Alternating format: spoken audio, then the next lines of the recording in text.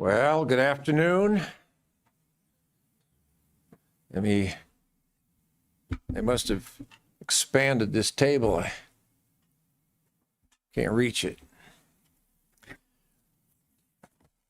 Well, here we are. Got one more tool in my toolkit. This festival, the leaven of ecclesiastical authority. I just love that. In fact, I've used it a couple times actually already, even in conversation. So that was just amazing. Good festival this year for me has been an upgrade. Some of the concepts, maybe my willingness or ability to understand a little more deeply.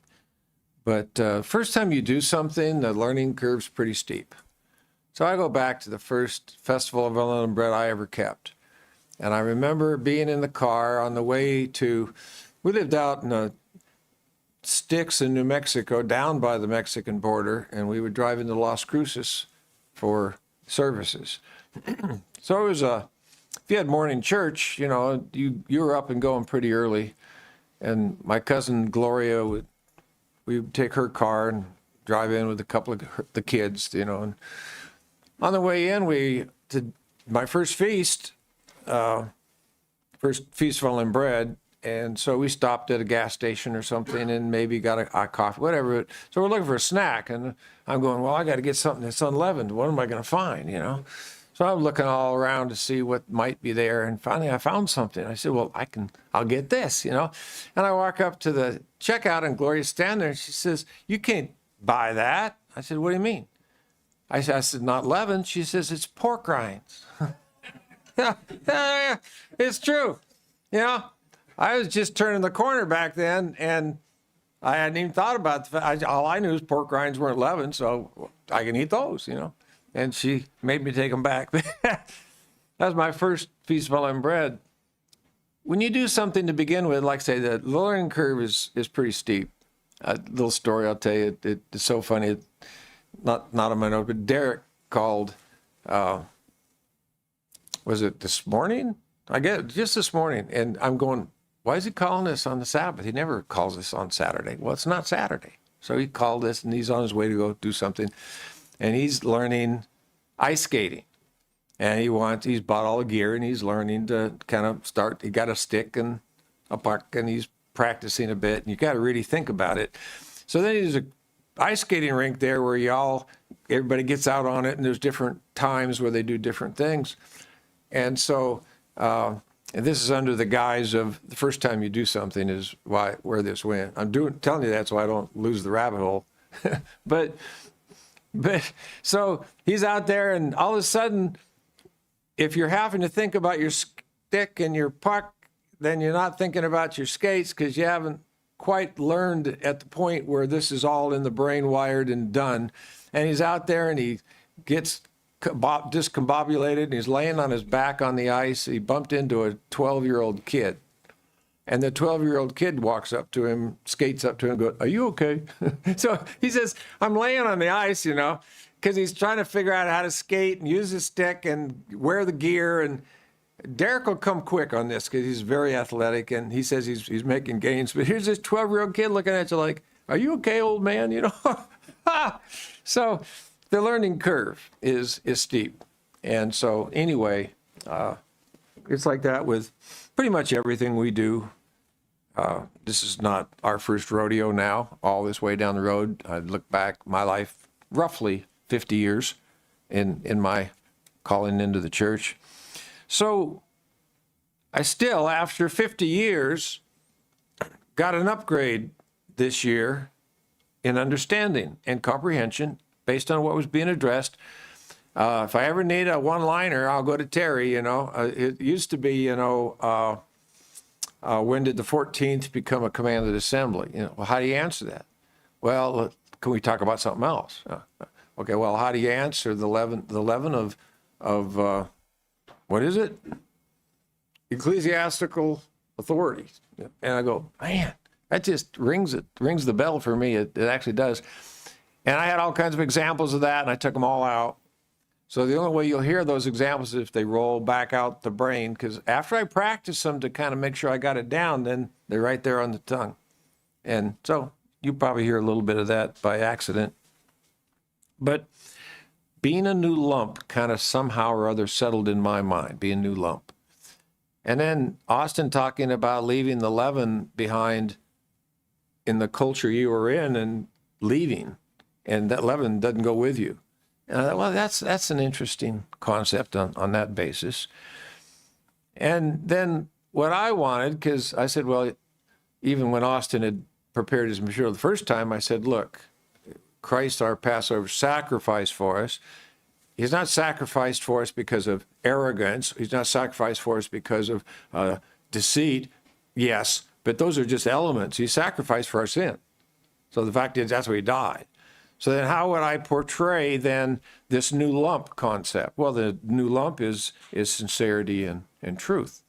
That's the unleavened bread of sincerity and truth. So for me, that's kind of how I put that together, and I thought a lot about that.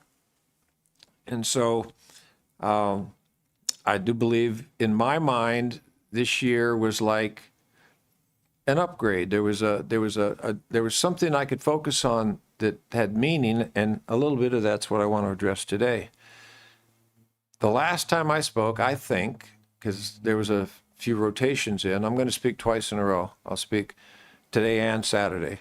And that means I'm working on 2 messages at once, which means my current message doesn't even fill 2 pages. There's half of one and 2/3 that. So you're in luck today. It just takes more to do things side by side at the same time, and they each have to kind of bloom and grow. But I talked about the difference between purity of heart and purity of knowledge. Maybe I could say it that way. Having all knowledge or having more knowledge, but having a more pure and a more refined and unadulterated as such heart. And so, and I actually said, let's try to give each other a little more of a break and a little bit of space and not be quite so quick to jump out and cross our swords. And I said that because my sword's always the first one to the fight. So for sake of that, we live on the west side of Spokane. And what's on the west side of Spokane? Grocery stores. It's kind of like the last line of defense. You know, there's this, after that, it's wilderness. Okay. So you have Rosars, you have Yokes, and you have Safeway, used to be Albertsons. So there are people that I used to attend church with who live out west of town, in some cases, even out in the woods. And where do I see them? I see them at the grocery store, because that's where they have to come into when they want something. So I don't know what the odds are, but the odds of walking into a grocery store at any odd hour and then have somebody that doesn't actually live right there either, but you know them, walk in at the same moment in the same part of the store and you see them. But I literally have bumped into people that we all attended together in United Church of God some years ago. And where do I see them? In the grocery store and at funerals. Okay, funerals too. But so I'm over at Rosars and I'm picking up, I think it was Sunday night, I think I was picking up some baked chicken. Good old me, I like the wings the best. They're the best. And I thought, well, I'm not going to eat those baked wings. I'm going to get me some regular wings. So I said, I got 8 pieces. I said, give me the baked chicken, because that's the best for us anyway, best for Michelle. But I damn throw in 2 of the regular wings because I want something decent. And I didn't even think about it. So I'm having this big conversation go out. But on the way out the door, it dawns on me that those are leavened wings. And so they ended up in the trash before I even got to the car. And now I had no wings. So that's not right. So, but we were talking and we exchanged pleasantries, okay? These were friends, but we don't really cross paths anymore. And turns out there's like 5 places where just our own personal circle of friends between us now attend church. 5 different places. We're not talking about everybody we knew, and we're not talking about the people who were gone before that. No, we're talking about from when we were sitting there together, and now we're not. And there was 5 places. So I used my comment about I recently have addressed the fact that, let's be a little more careful here. Let's have purity of heart's going to weigh more than purity of knowledge. And we can get all argued up on our knowledge, but the heart is what's going to ultimately be the measure. And so we had that conversation. And then I said, to show you that the process for me is incomplete, I said, by the way, something I've thought about, I said, if I come up in the resurrection and I look around and I see scattered all around me all the different leaders of the churches of God over the years, then I'm going to assume I came up in the wrong place. Now, okay, so I'm not there fully, but I did say that, and you know what? I mean it. It sounds a little bit off the cuff, but the fact is, I do mean that. I was there. Not in every room, not in every place, but I actually was there.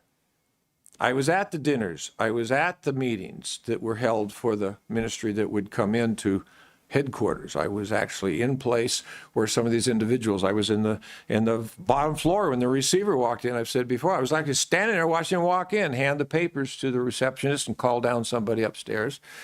I've been at the table in various administrative environments by whatever the circumstance was and watched how it played.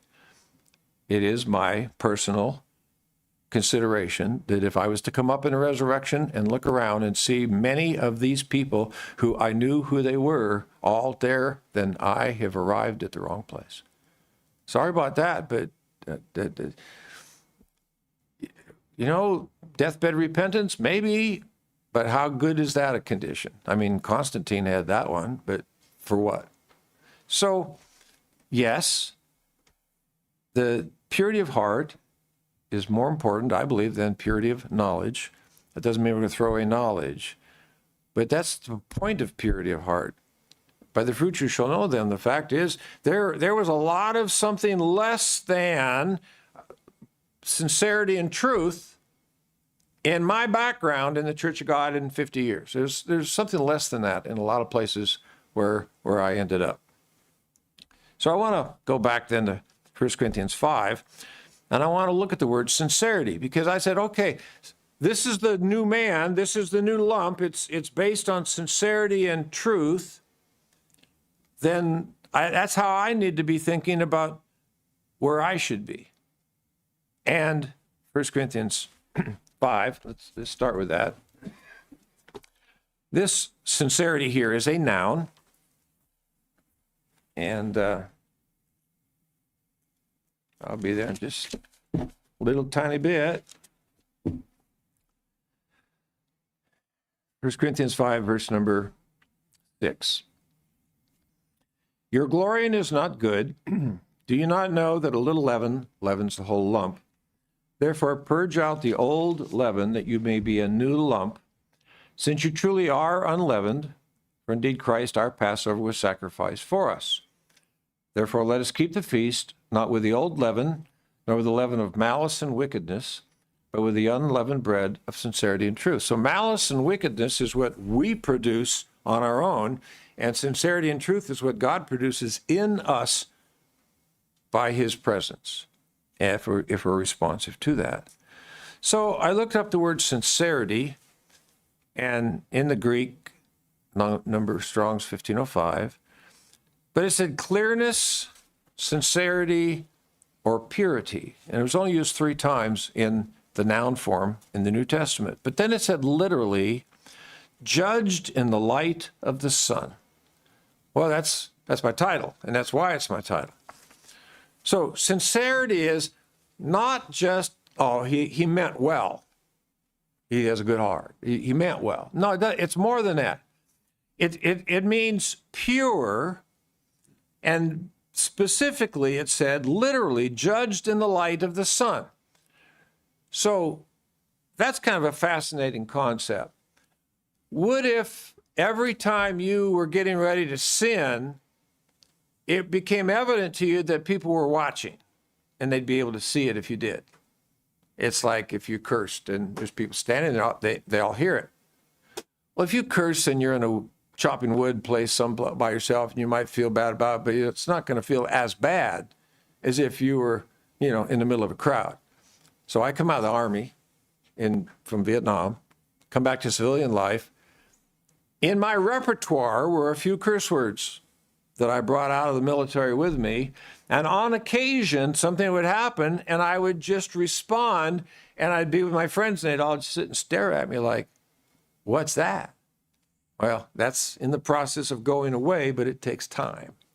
So I'd blurt out some curse word. Well, you know what helped me stop doing that? People could hear it. I stopped quicker because it was obvious in a public setting than otherwise. So it kind of helped you put some focus there. So this whole concept, how much sin would be avoided if it was all in the light of the sun?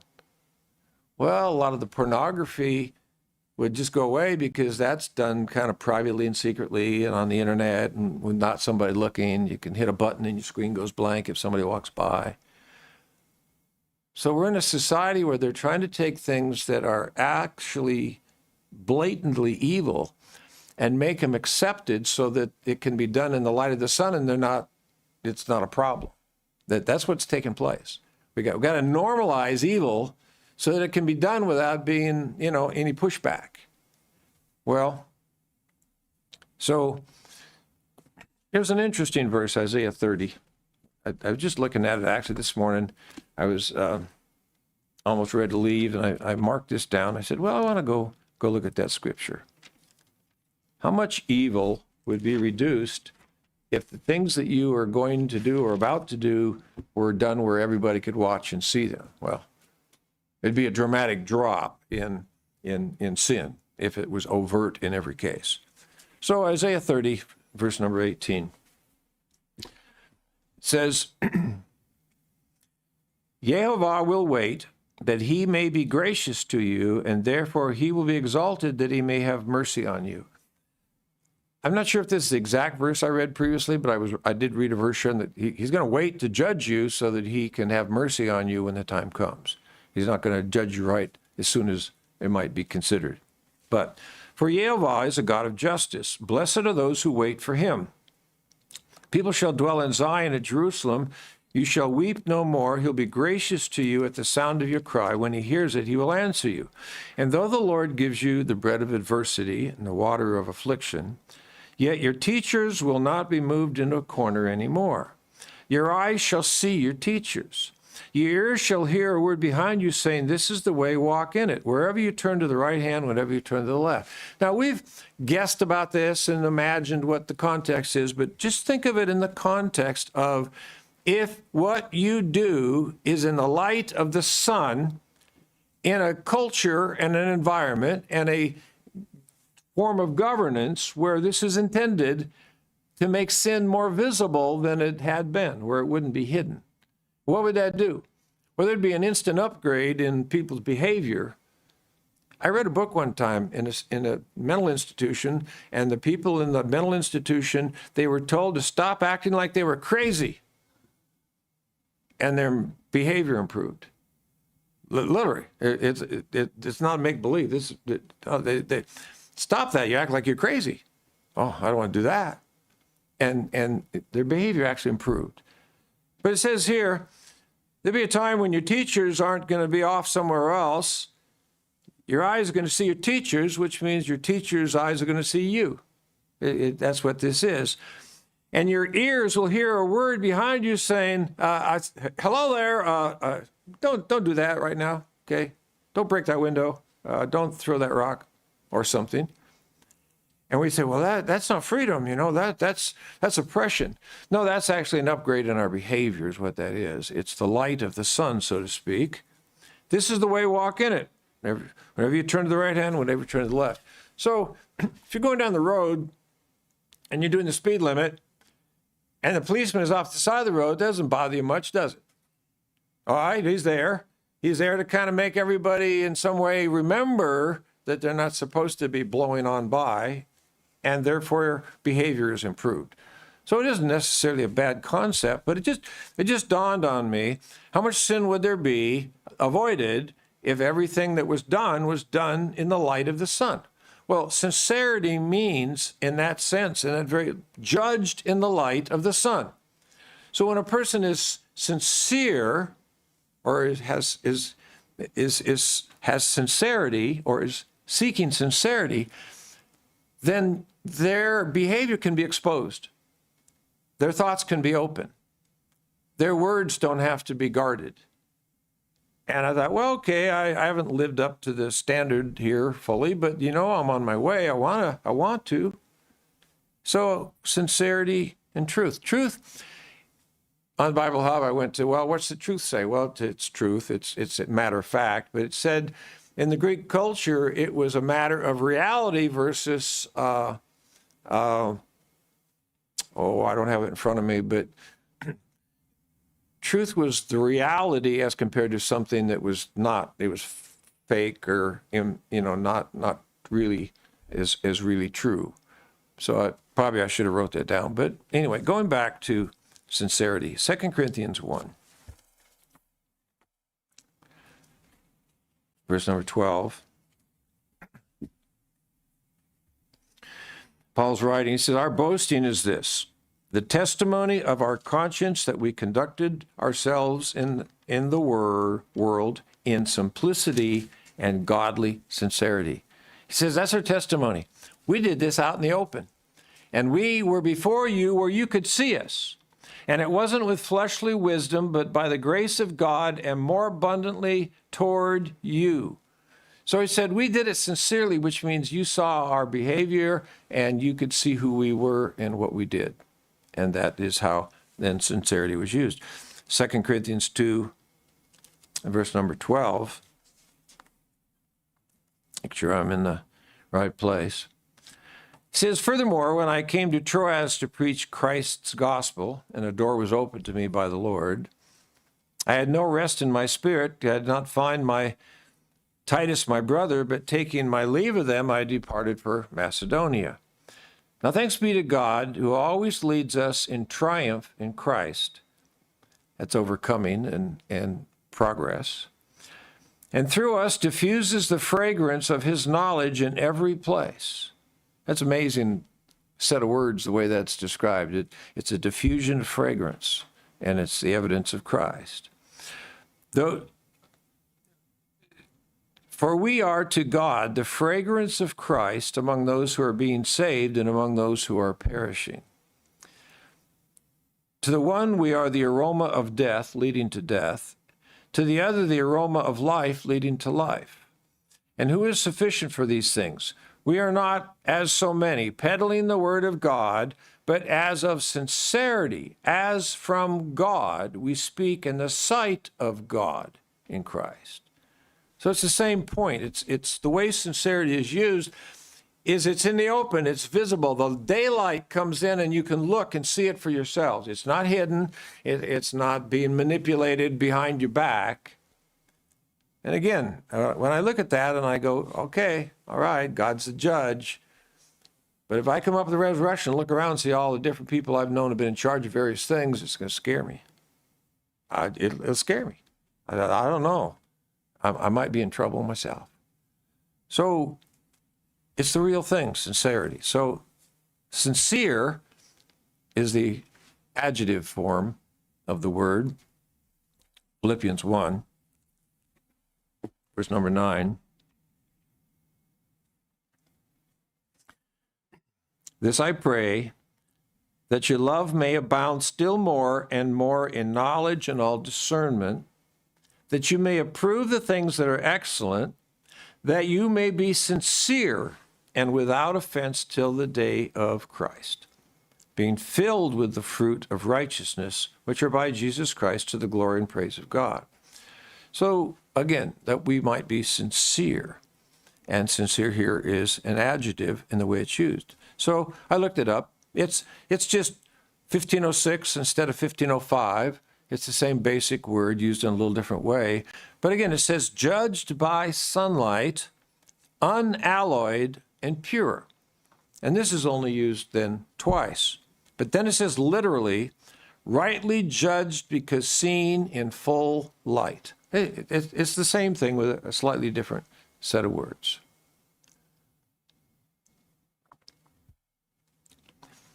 So you can see it clearly, and that means everyone can see it clearly, and that's sincere. You can see it. 2 Peter 3, verse number 1.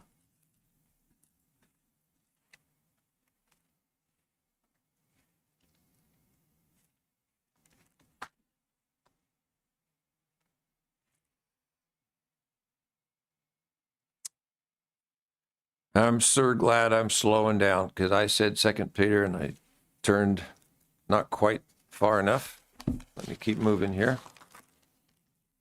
Turned too far, actually. 2 Peter 3. Some people want me to repeat it more than once. And if I do that, it's only because I can't get there yet. It's just hard for me if I'm there, I just keep going. 2 Peter 3, 1 and 2. Beloved, I now write to you this second epistle, both of which I stir up your pure minds by way of reminder, that you be mindful of the words which were spoken before by the holy prophets and the commandment from us. And it goes on. So what word was it? Pure. Pure minds. That's the word sincere. So again, evident to the light of day, in the open, where everyone can see. So the leaven of the Pharisees, I would say, is probably the leaven of ecclesiastical authority. That's the leaven of the Pharisees. That would be a way I would describe their leaven. Matthew 16. And this has come up in the course of our observance here. But Matthew 16 and verse number 5.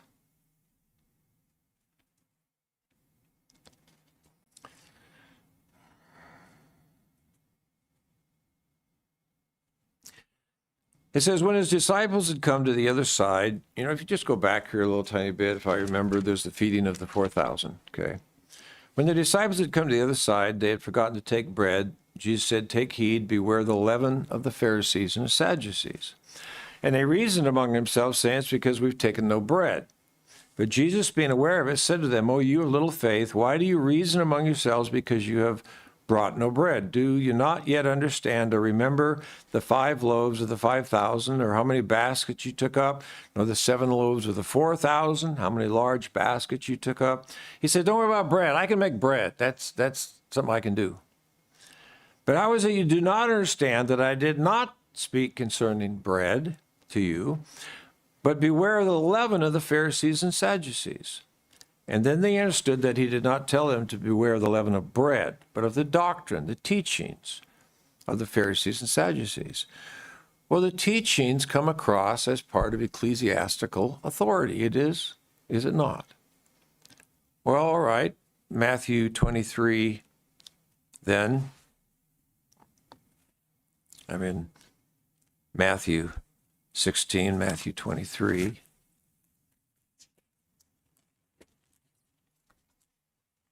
Verse 27. It says, woe to you, scribes and Pharisees, hypocrites! You're like whitewashed tombs, which indeed appear beautiful outwardly, but inside are full of dead men's bones. All uncleanness, and so you are outwardly appear righteous to men, but inside you're full of hypocrisy and lawlessness. So, again, the light of the sun, they lack sincerity. It's actually deceitful because they try to look good on the surface in the daylight, but inside it's not the same. And if you just went back to verse 1 on Matthew 23, that same context, it says, Jesus spoke to the multitudes and to his disciples, saying, the scribes and Pharisees sit in Moses' seat.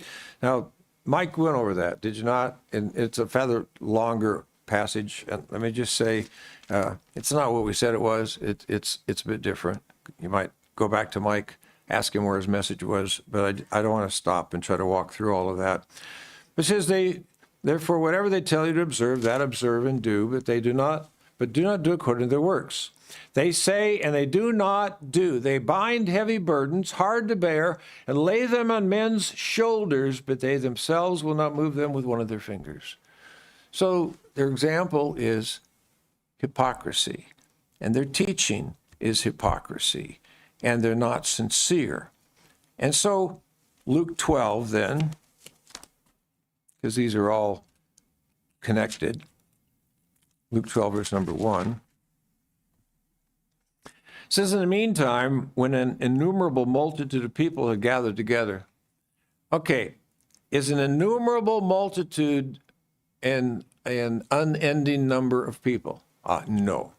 It's just, all it means is a number that you can't really pin down. There's just so many people that you wouldn't be able to say how many, exactly what the number was. Just it's not truly innumerable. It's just a very large number, and it's obviously you can't give a count. But they had gathered together, and they trampled one another, and he began to say to his disciples, first of all, beware of the leaven of the Pharisees, which is hypocrisy. So when you get their doctrine, or you get the fact that they're hypocrites, and their example is a fraudulent example, it's because they say one thing, but they do another.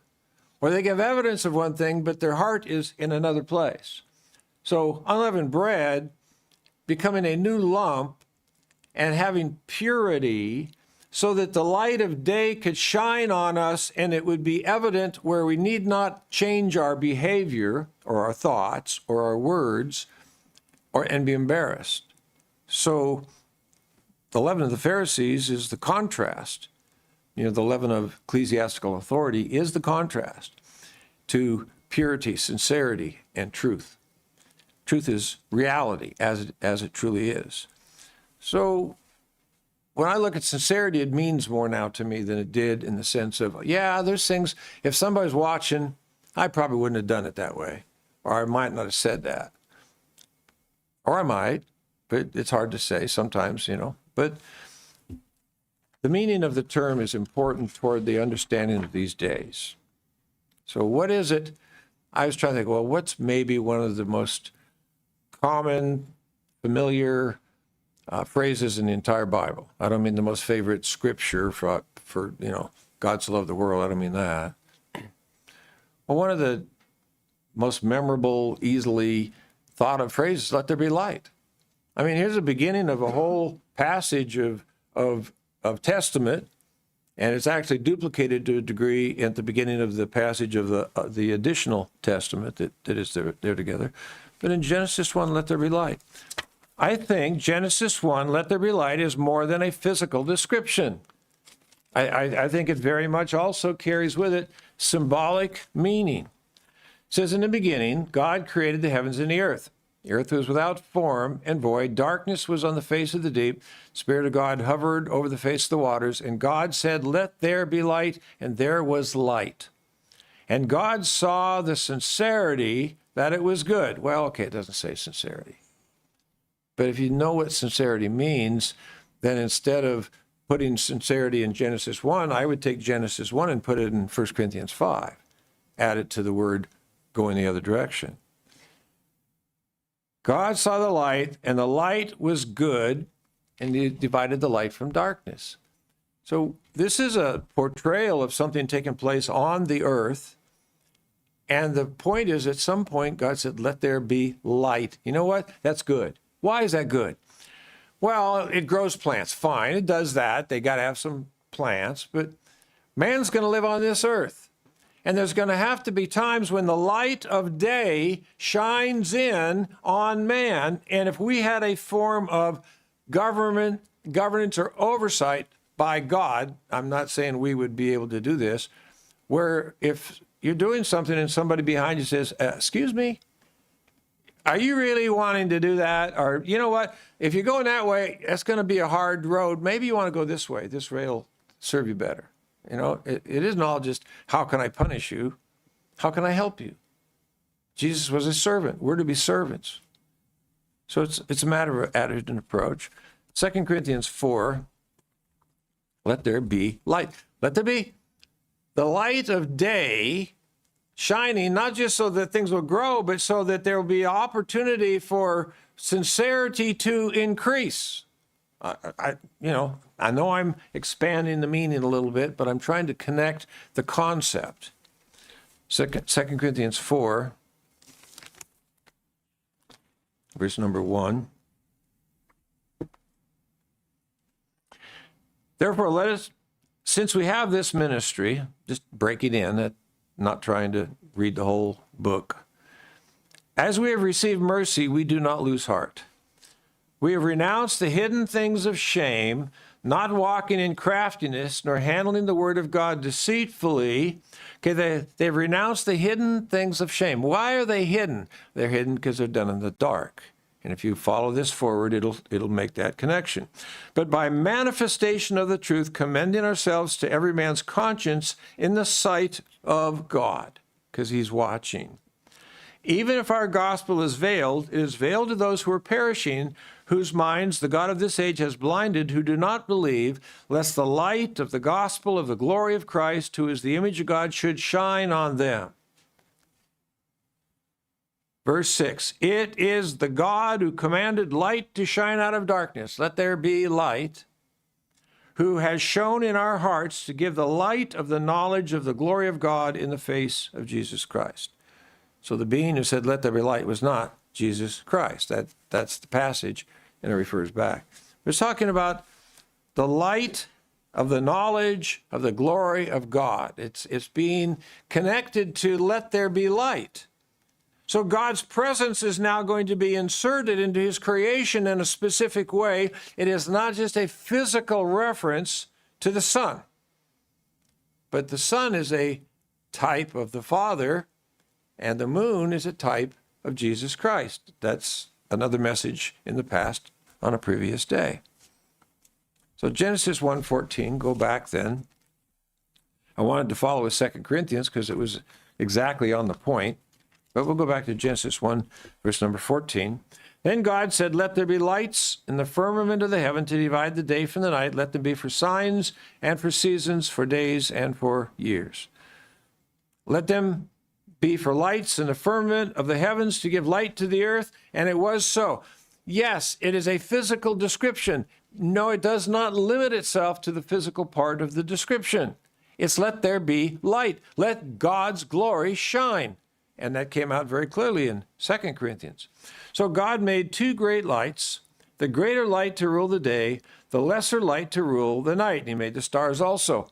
I don't get it yet with the stars, but the sun and the moon are kind of obvious to me, and they're both called lights.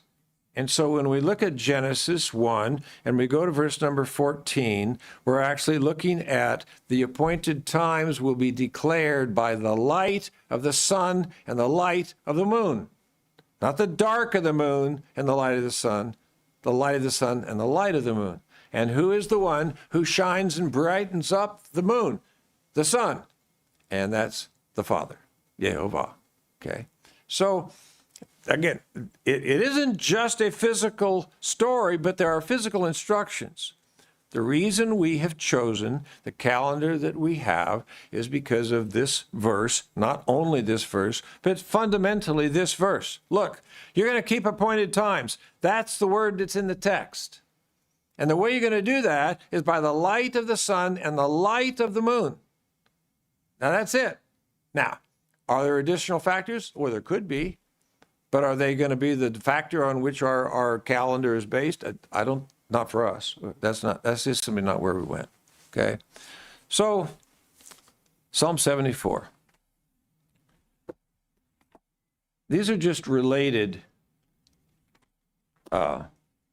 scriptures. They're not proof compared to something else, but they're just related scriptures. But Psalm 74 and verse number 9, a plea for relief from oppressors. Okay, verse 9. We do not see our signs. There's no longer any prophet, nor is there any among us who knows how long. We don't feel like we know what we're doing, and we don't see anybody telling us how to do so. They're lost and they're suffering. And when you're suffering, then you'll sometimes say, well, why? Why am I? And Terry's answered the question. Wrong answer. Wrong question. Why? Wrong question. That if you question God, that's the wrong question. Oh God, how long will the adversary reproach? Will the enemy blaspheme your name forever? Well, that's a good one. If they're blaspheming your name, then you'll get upset and you'll correct them, and then we'll be okay. So, this isn't just about us. This is about them. They call you name God. What are you going to do about that? What are you going to do about that? Why do you withdraw your hand, even your right hand? Take it out of your bosom and destroy them. For God is my king from the old, working salvation in the midst of the earth. You divided the sea by your strength. You broke the heads of the sea serpents in the waters. You broke the heads of Leviathan in pieces. Wow, Leviathan had more than one head in the portrayal, maybe so. Gave him as food to the people inhabiting the wilderness. Well, I don't know. I looked at that. What does that mean? They ate him? I'm not sure exactly. You broke open the fountain and the flood. You dried up mighty rivers. The day is yours. The night also is yours. You've prepared the light and the sun. You've set all the boundaries of the earth. You have made summer and winter. So, a couple points here. One, it describes the light, and you have made the light and the sun. So I looked up Psalm 74, verse 16, in the two literal versions, Young's and the literal standard version. And it says, thou or you, because they're written slightly differently, have prepared a light giver, the sun. That's the literal translations, take it there. You've prepared a light giver, the sun. Well, all right, but again, yes, it is a physical preparation, but it's more than that. Let there be light is not just physical. And it says so in various places. But it says, you set the borders of the earth. You've made summer and winter. How many seasons are there where the Bible was actually recorded and put in place? 2. Now, I know we have the vernal equinox. The word vernal means what? Spring. And I don't know what they call the one in the autumn equinox. Maybe it's autumn equinox. I don't know. So that's 4 seasons. When we speak to each other, we live in a place where there are 4 seasons, and we know what that is.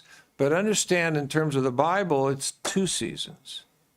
And so the equinox is the dead end of winter and the beginning of summer, and the equinox is the dead end of summer and the beginning of winter. That's it. Now, the moon, though, is for the appointed times. And so we count the months by the moon, and you have to wait and see the light of it to begin to count from that point. So, Psalm 104. Light is truth, it's knowledge. But light is also sincerity. Sincerity means evident by the light of the day or the light of the sun or in full light, evident. Boy, there's a lot of things I would have done different if somebody was watching and I knew it. There were times when they were watching and I didn't know it, but that wasn't then up front restricting my activity. It was later on you got punished. Psalm 104, verse number 19. He appointed the moon for seasons. Well, seasons here is moed, the appointed times. So he appointed it. The sun knows it's going down. You make darkness and it's night, in which all the beasts of the forest creep about. The young lions roar after their prey and seek their food from God. When the sun rises, they gather together and lie down in their dens. Man goes out to his work and to his labor until evening. So what is man supposed to do? You work during the day. Who is it that works at night? Oh, the lions and the beasts and the people that are kind of nocturnal. We are not nocturnal. We were never intended to work during the night. I am not saying you can't do some work at night. I'm saying we were created to live in the day, and then the night we would rest. And the animals that are created to live in the night are out foraging and attacking and eating and digging or doing whatever it is they do. But again, it goes back to this, let there be light. Now I'm going to say, I'm going to create you to live here, and you're going to live in the light, and you're going to work in the light, and ultimately someday what you do is going to be seen in the light. That's all part of what, well, becoming a new lump is. And like I said, I got a little bit of an upgrade this year in my comprehension. John 1. You know, those are very specific references to the moon and the light of the moon being used to keep the appointed times. That's specific. It's not an interpretation of the sense where, well, it says over here, you know, we got something else. It's got crops. We need to look at the trees and check. Okay, fine. It's there in stories, but this actually laid out, and it just says so. You know, the Mo'adim, I guess, if that's how you pronounce that. John 1. I'm not saying you can't believe something else. You do believe something else. I don't believe it. I believe it's just adding words to the text. John 1, verse number 4. I'm not going to read the first 3 verses. I've read them 1,000 times. I'm going to read verse 4.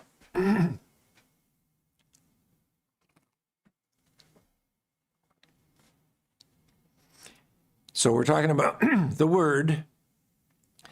In him was life, and the life was the light of men.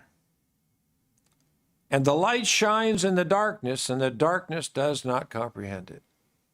So at some point, you're actually getting into a concept of there are sons of light, and there are sons of darkness. Or there are those who live in the light, and those who actually perform in darkness. And so if you're looking at the leavening of malice and deceit, or the unleavened bread of sincerity and truth, one's darkness and one's light.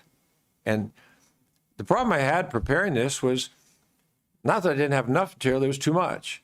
And I started writing down these verses about light and darkness and righteousness and sin, and it just kept going like this. And I said, look, I don't need that to make my point. And honestly, I'm working on 2 sermons at once. I don't have time to do that anyway. I can't spend all my waking moment thinking about one thing. I need to at least think about maybe 2 things. That helps. So sons of the light. 1 Thessalonians 5. I would put sons of the light right there, dead in the middle of unleavened bread, under the word sincerity. You're going to see it if you live in the light. So 1 Thessalonians 5. I'm on my way. Verse number 1. Now concerning the times and the seasons, brethren, you have no need that I should write to you. You yourselves know perfectly well that the day of Curio, on this page I got those crossed off all up and down the page. We're speaking of Yehovah. So comes as a thief in the night. When they say peace and safety, then sudden destruction comes upon them. It's not saying he's a dark God. It's saying he comes when people are not watching and they're asleep, and they're not nocturnal. They're just kind of signed off for that time. Sudden destruction comes on them as labor pains on a pregnant woman. They shall not escape. But you, brethren, are not in darkness, so that this day should overtake you as a thief. You're sons of light and sons of the day. We are not of the night or darkness. Therefore, let us not sleep as others do, but let us watch and be sober. Those who sleep, sleep at night. It's not saying we can't get tired. It's making an analogy between light and darkness, and the light is what God wants us to be in, not the darkness. Those who sleep, sleep at night. Those who get drunk are drunk at night. Generally speaking, it's true. Let us, though, who are of the day, be sober. Generally, during the day, you're not drinking yet. And sober, though, not being just physical. Sober in our spiritual focus. Putting on the breastplate of faith and love as a helmet, the hope of salvation. For God did not appoint us to wrath, but to obtain salvation through our Lord Jesus Christ, who died for us. That whether we wake or sleep, we should live together with him. Therefore, comfort one another, edify one another, just as you also are doing. So, again, it's talking about very clearly there are sons of light who are sons of the day. And that's what we're supposed to be. And we're supposed to be then sincere, which means if you look at us and see what we're doing, it's going to be okay. It's going to be all right. If you hear us and you hear what we're saying, you can listen.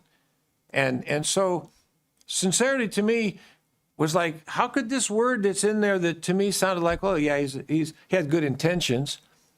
That's not the point at all. No, he had actually good outcomes. In fact, the outcomes were such that you could look at him and realize that this isn't a deceit. No, this is actually true. This is pure. So sincerity and truth is of the day. Malice and wickedness is of the night. We were never intended to be nocturnal by creation. And part of that is what God was also wanting to be portrayed.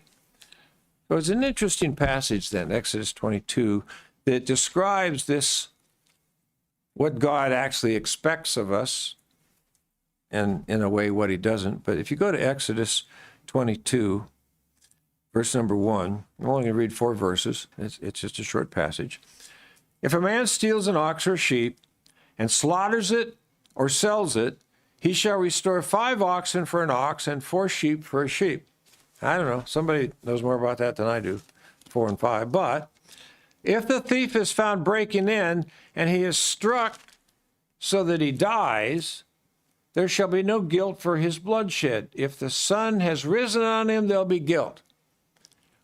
If he breaks in at night and there's a scuffle and he dies, well, you know what? You're not really expected to have fully known what you were doing. It was at night. You're not nocturnal anyway. That's the way I made you. But if the sun has risen, there'll be guilt for his bloodshed, because during the daytime you can say, hey, Fred, stop that. You see movies of the Ku Klux Klan in a movie, and then something happens, and then in one movie we had the guy was blind, so he learned everybody's voice, and when these guys were talking, he called them out by name because he knew everyone by voice. And then once the people were known who they were in a movie, okay, well, then they had to change their behavior and had to leave. So it didn't all end real well, but it's again, it says right here, the thief, if the sun's risen, there will be guilt. And he should make full restitution. He has nothing, he should be sold for his theft. And so there's a difference in accountability between whether something happened in the dark or the light, because you weren't made to be in the dark. You can't see in the dark. So it's understandable maybe you didn't quite see what was going to take place. I just think it's an interesting element to that. So again, this is about sincerity. This is about what we do being open in the light where people can see it, and then it becomes recognized that it's not alloyed and mixed, it's pure. And that's what the new lump for me needs to be. That's the goal, that's the focus. So Acts 26, used in a, again, a little different way. When you think of the fact that the entire analogy running through Scripture, God is light. And if God's not there, then that's kind of like what darkness in terms of evil is portrayed. It's operating where it can get away with something that isn't openly evident. But Acts 26, verse number 12, Paul's going back to his conversion. He said, while thus occupied, as I journeyed to Damascus with authority and commission from the chief priests, at midday, O king, it's Agrippa here, I think, along the road I saw a light from heaven, brighter than the sun, shining all around me and those who journeyed with me. And when we had fallen to the ground, I heard a voice speaking to me, saying in the Hebrew language, who says that the Hebrew language wasn't openly well known, that they were all speaking Aramaic or mostly they were just speaking Greek? I don't think so. I don't think so at all. Saul, Saul, why are you persecuting me? It's hard for you to kick against the goads. I said, well, who are you, Lord? And he said, I am Jesus, whom you're persecuting. Rise, stand on your feet. I have appeared to you for this purpose, to make you a minister, a witness both of the things which you have seen and the things which I will reveal to you. I'm going to shine the light on some things for you, and you'll understand, and you'll see what I mean.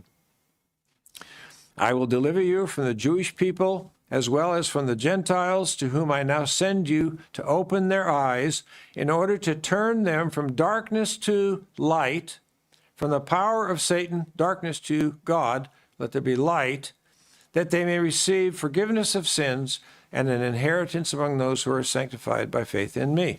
So, how do you turn someone from darkness to light? Well, not that we do, God does, but it's by opening their eyes, you explain to them the truth. So the discussions that I've had as I bumped into people in the course of Unleavened Bread this year has been a discussion based on what the meaning of these things are. It just kind of comes out in part of the flow. But the word that has struck to me has been sincerity. I did actually break down and use the analogy about coming up in the resurrection to one couple, but I mean it, but probably would have been kinder and gentler if I'd have let that be. But you open their eyes and they come out of darkness by explaining to them the truth. So Terry said it. What was the event? What was the concept? What was the link that opened our eyes? It was knowing who Yehovah truly was. Once you know that, now if you refuse that, you're done. You're done. That's as far as you go. Door closes till whenever God chooses or whatever happens takes place. All right, so then you learn who Yehovah really is, and then what if you stop there? Same thing happens. Door closes, that's the end of it. Knowing who Yehovah is Church of God plus one. Because Church of God didn't know that. So if you know that, and you're part of Church of God, then that's all you know. If that's as far as you went, then you're Church of God plus one. Well, that's not enough. So when the light comes to the door and it shows you something, then you need to see it. And God says, I'll shine you a light. And he said, I'm sending Paul as a light. And I'm going to turn people by your words and my spirit from darkness into light. And 1 John 2. And as far as I'll go today, like I said, my problem here is there was too much. And yet the point itself is not that complex. 1 John 2, verse number 3. Now by this we know that we know him, if we keep his commandments. He who says, I know him, does not keep his commandments, is a liar. The truth is not in him. But whoever keeps his word, truly the love of God is perfected in him. By this we know that we are in him. He who says he abides in him ought himself also to walk just as he walked. He walked in the light. We need to walk in the light same way. Brethren, I write no new commandment to you, but an old commandment which you've had from the beginning. The old commandment is the word which you heard from the beginning. Again, a new commandment I write to you, which is expanding the original intent. You go from let there be light to the Gentiles. And now that light has come. A new commandment I write to you, which thing is true in him and in you, because the darkness is passing away and the true light is already shining. The true light's not the sun. The sun is a portrayal. The true light is not the reflection of the sun on the moon. The true light is the light of Jesus Christ, who came to bring light to the world. He who says he's in the light, hates his brother, is in darkness until now. He who loves his brother abides in the light, and there's no cause for stumbling in him. He who hates his brother is in darkness, walks in darkness, does not know where he's going. The darkness has blinded his eyes. You can go through the whole Bible, all the different references and illustrations of darkness and light from verse 1 going forward. They're all tied. They're all related. So keeping this feast, for me, becoming a new lump, was trying to understand how sincerity and truth should be in me. And the way that came across was, well, all you got to be able to do, at least in good part, is everything you do, if it's in the open, if it can be examined, if someone can take a look at it and make their own decision, then that hopefully in the right way is sincerity, truth being what God gives us, sincerity being our response to it.